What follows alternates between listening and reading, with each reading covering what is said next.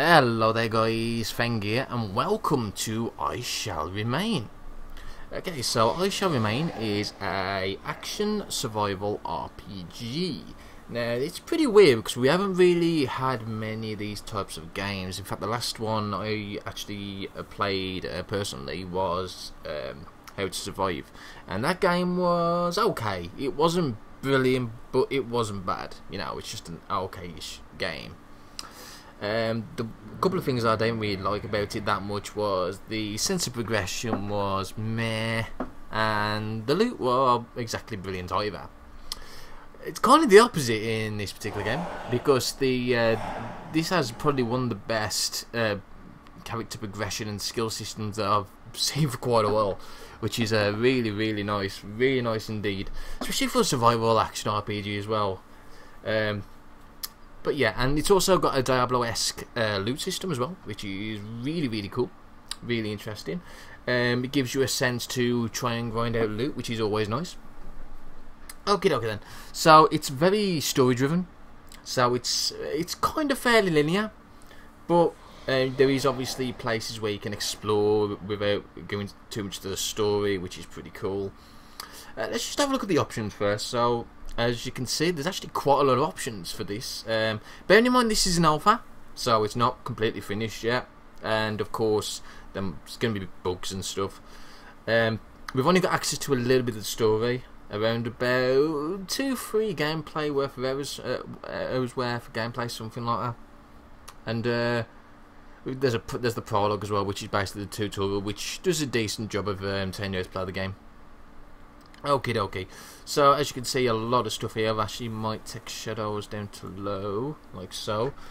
Aging fills. This is actually really interesting. So the kind of game feels like it's set in the post World War II era, which is pretty cool. Which is why there's like this aging filter. It gives more of a older looking game, which is really nice. It's actually really nice, and it does it really well.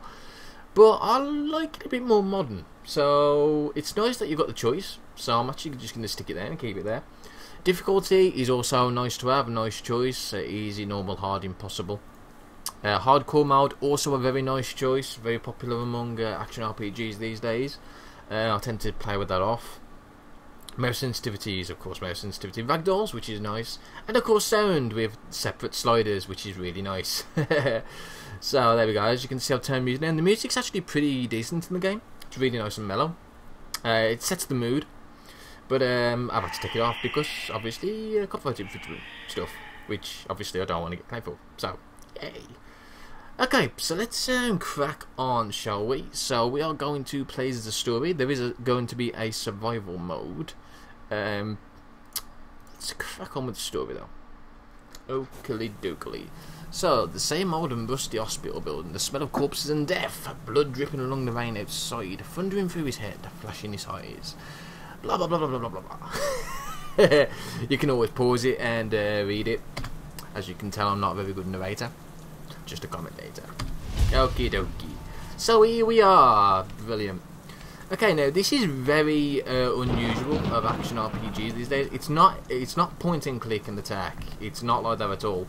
So as you can see, we're playing from this kind of bird's eye perspective, which is, you know, really cool. You move with WASD, as you can see, and you look around with the mouse. Attack with left. Now you can't actually click to attack, which is really weird. You have to hold the button down to actually attack consecutively. Now I do know that I'm going to be patching in that sooner or later, being able the ability to click and attack. So that's going to be something to keep an eye on. And you pick up stuff with your right mouse, which is kind of weird, but it works. It works. Once you get used to the controls, it plays like a dream. It really does. Okay, so here's your inventory. The great thing about the game as well is that when you're actually in the menu like this, it actually pauses the game and you can actually keep it going, which is a really nice choice, especially with the actual survival mechanic that the game has, which we'll go through very shortly. So, here's the inventory. You've got 3 available equipment slots. As you can see, we've only got a baseball at the moment, but there are other weapons like guns and axes and all these other stuff. Really nice. it has got a Diablo-esque loot system, so you can get uncommon, rare, elite versions of items, which is really nice indeed. It gives you the incentive to kind of kill stuff, which is nice. As you can see, there is actually a limit on the amount of ammo you can carry at one time, which is fine. It's fine for the most part. You can actually increase these with skills and whatnot, so that's pretty cool. You have access to grenades, landmines, and flares as well. Flares can be especially important when it's dark. There is a day and night cycle, which is also really cool. It's very dangerous to do stuff at night, though. I mean, it does get pitch black, and you need to use your flashlight, which of course needs batteries. It's a survival game after all. Okie dokie then. So, I suppose we're just going to head out here. Okay, so let me explain perhaps the main kind of survival mechanic of the game. So, yeah, this is your tiredness. Now, as you can see, we're already 1% tiredness. Now, tiredness doesn't actually affect you when it's as low as this, but when it gets too high, by staying outside in the rain or snow, or just being outside in general, if it's rain or snow and it actually increases further, it does have an effect on your health and stamina regeneration. So that's just something to bear in mind. You can actually restore this by resting in houses, which is, if you see on this minimap here, you can see that this is actually a resting place.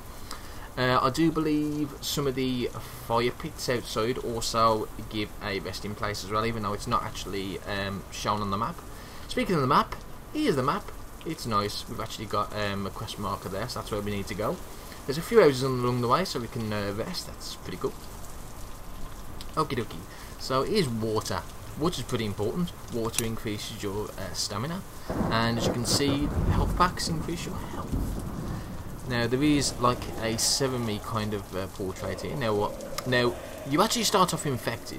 Now in the prologue you're not actually infected, it just shows you how to play the game.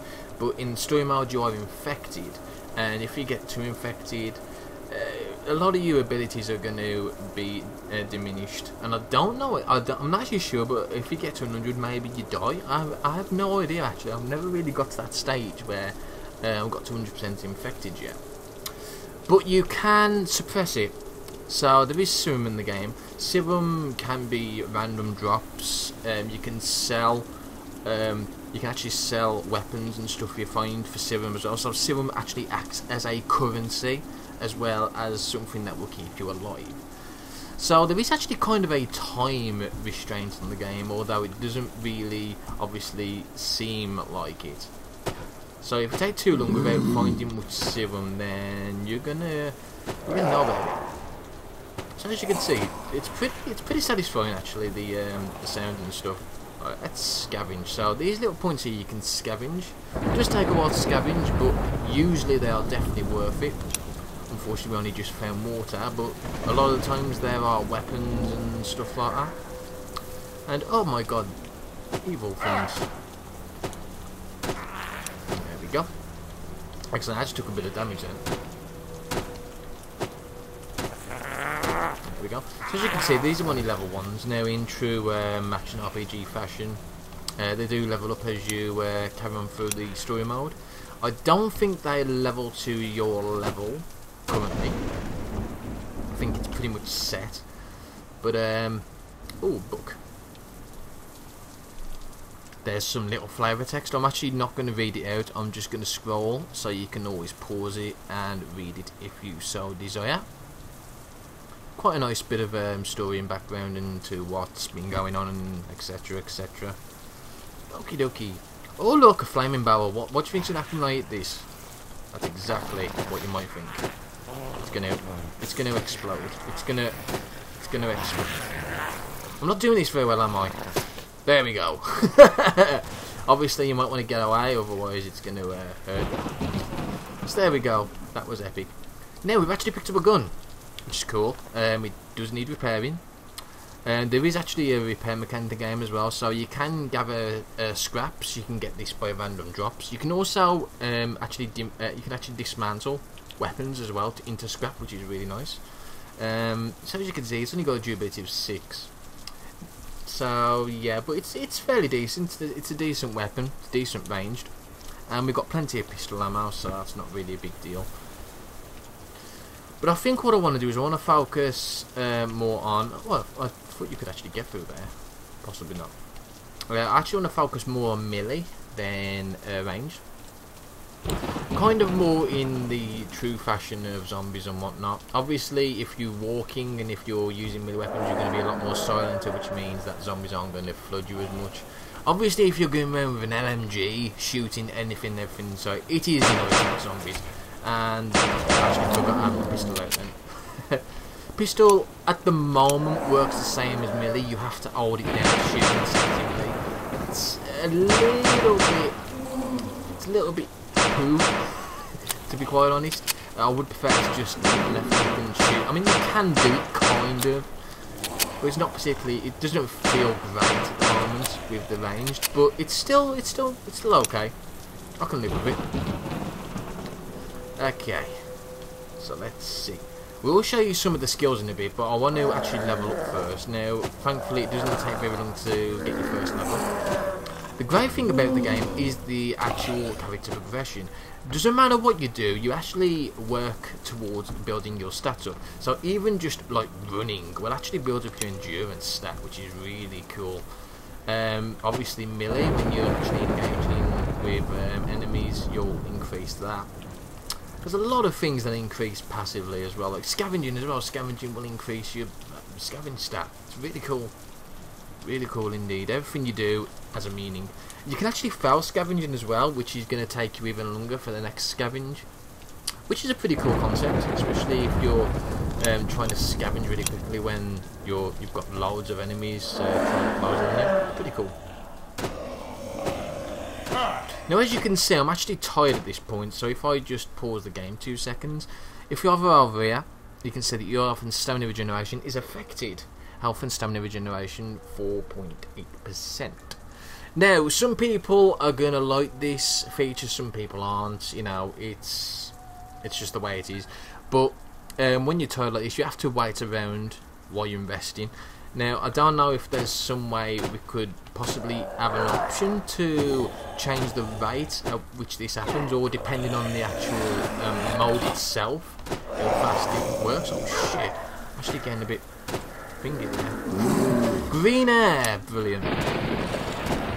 But as you can see, we're actually in the home square, so we are resting at this point. And in fact, we're fully rested now. Oh my god, I'm nearly dead. Jesus Christ. As you can see, these are actually the higher levels as well, so they're taking a bit more of a beating. Okay, so I'll best have an health kit and have a drink. Like so, let that regenerate. Now, you don't increase health or stamina while you're waiting in one of these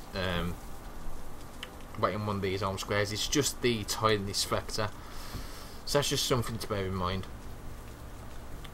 Okay. Just have to go around here. Let's see if we can... Nope.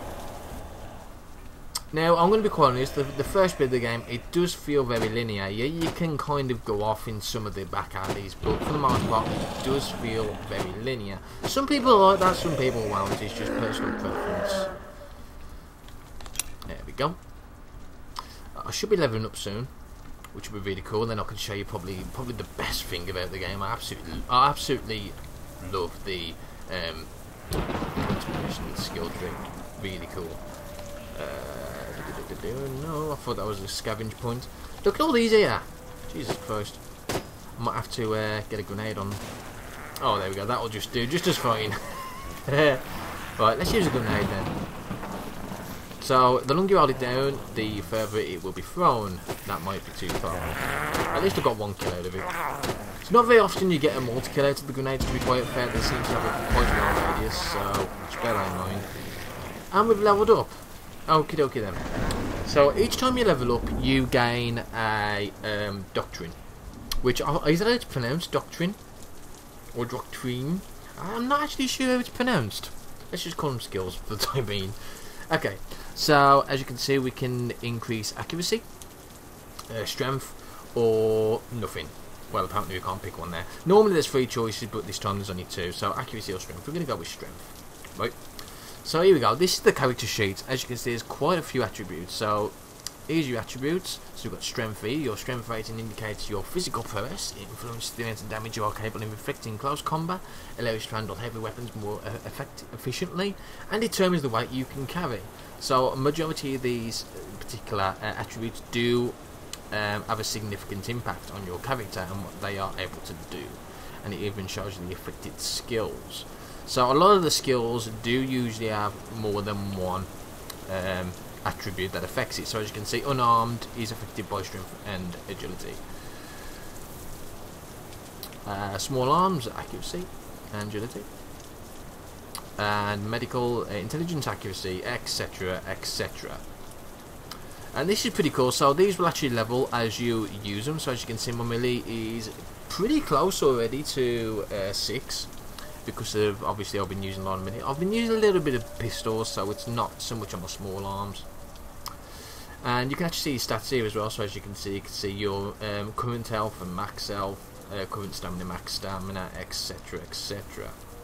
We've got a research point, so that's something we should definitely think about doing. So not only have you got these kind of stats here, you've actually got Doctrines. So if we press K, we can see these are the promotion ones. These are the ones you get from leveling up. Now, if I'm correct, you can actually increase these if you've got an extra point, but you do need to have the right prerequest. So as you can see, my character level for the next one up is level 11, which obviously we are not. Now there's combat ones, which is really cool. This particular section is unarmed. Then you've got melee. Then you've got small arms, larger arms, heavy arms, and you've got heavy weapons, sorry, and rifles. Sorry, that's it. So small arms, rifles, and heavy weapons, which is pretty cool. So yeah, you've got all these combat ones. These are ones that you get once you've obviously you need the prerequisites as well. But once you've researched them, they are passive, so you'll gain them. Some of them are triggered as well. Some of them are triggered upon melee hit or when you're hit or whatever. So that's pretty cool. Support is as you would expect. For example, Cutsman up gives you an heal bonus as long as you got a decent medical, stat. Careful shooter, weapon durability, toughness. It's actually a really useful one to have. All the mechanical repair ones are very useful to have. Other stuff like survival ones, so as you can see, run the mountain sculling, which will decrease stamina consumption when running, a very useful one for moving around. Dumpster diver increases scavenging time, it gives you more loot, which is really cool. And special, these are ones you can get from NPCs. You can actually buy these or find them in the actual game itself. And you can also level them up the same way as you can level the others, which is really cool. Really cool indeed. Really in-depth system, and I like it. I like it a lot. I haven't really seen many action RPGs that specialise in it so well. Okay.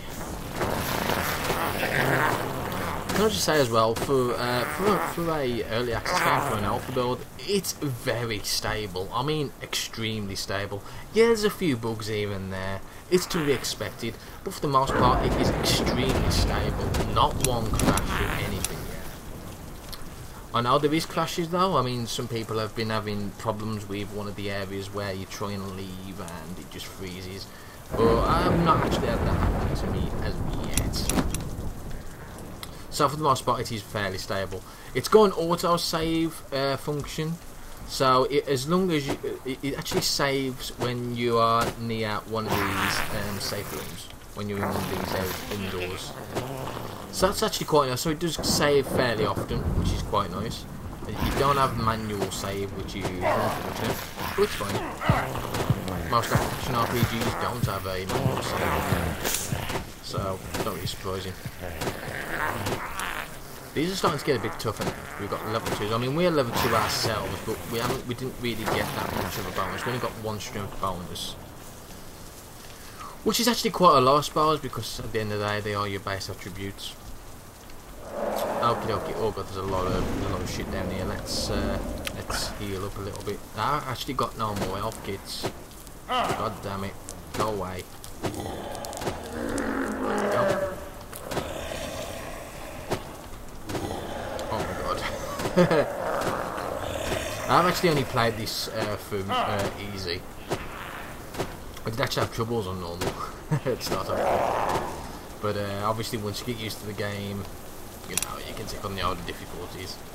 Yeah, well, it's got the dynamic weather effects as well, so as you can see it's raining, and this will obviously affect your tiredness as well. Obviously if it's raining or snowing, you're going to get even more tired more quickly, which is really cool.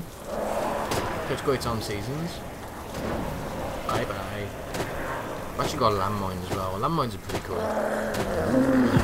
Oh my god, I'm actually really low on energy here. Okay. Need to be extremely careful. I might even go with ranged on this. There we go. Now, I'm going to be quite honest at this point, right? When I actually first started, I wanted to go for just range. It's kind of possible. It depends, because especially on the harder difficulties, you'll be using a hell of a lot more ammo, because it's going to take a lot more ammo to actually kill the Zeds and whatnot. But it is possible that you can actually easily run out of ammo just to try to kill stuff. Sometimes the game will be generous and give you ammo when you kill stuff. Sometimes it won't. It will be a bitch and say, no, you're not having no ammo, conserve your ammo, etc, etc. So, it's nice to play as an hybrid, I guess. It's quite nice to play as an hybrid. Probably the easiest route to take. There are boss battles, and they actually feel like boss battles, which is really nice. They are actually pretty damn hard, and I've actually had problems trying to kill some of them with just melee alone, so it's always nice to keep a little bit of ammo ready for the bosses. Should be able to get a few hits in here and there now. Although our energy is starting to go down, it's actually affecting our accuracy now as well, which is a bit of a poo. Okay. I don't know what these guys are with the green hair, but it's absolutely hilarious. Are they even zombies? That's a good question.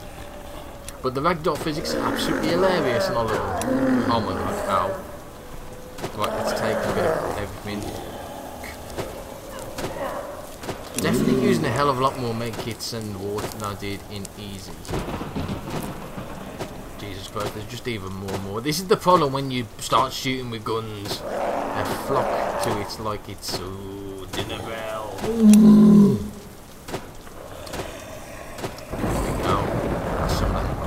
Now this is an elite one, and these usually drop a lot more items, sometimes even really good weapons. Unfortunately all I got from that was ammo, which I don't really need. Oh, got a shotgun here. Shotguns are actually really cool. They really are. They actually feel like shotguns. I mean, they've got the spread. They've got quite a tight spread, but the knockback is really nice. Also the reloading as well. The reloading is fairly realistic. Reloading shell by shell, which is really nice. Okay. Oh my god, that's an elite one. Oh. Okay, so level 5. Holy shit. I should level up from that. Okay, he's nearly there. Run! Run! I'm really tired as well, so it's affecting my performance. Oh my god, that was so lucky. Jesus Christ. Did we get anything nice from that? I'm going to check it out. Okay, so I'm just going to go in here and get what's in here. There's a key in here, if I remember correctly. Yes, there is, and we need that to progress. So I'm going to put a cut in here, and then next video we're going to see what we can do with our skills and whatnot. So I'll see you next time, guys.